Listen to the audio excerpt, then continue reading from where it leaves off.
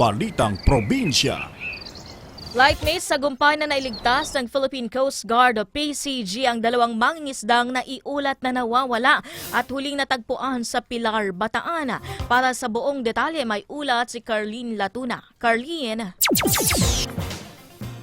Isang araw matapos na iulat na nawawala, natagpuan ng PCG ang mga mangingisda na sina Crispin Mendoza, 70 years old, at Rogelio Pascual, 71 years old, sa katubigan ng Orion, Bataan.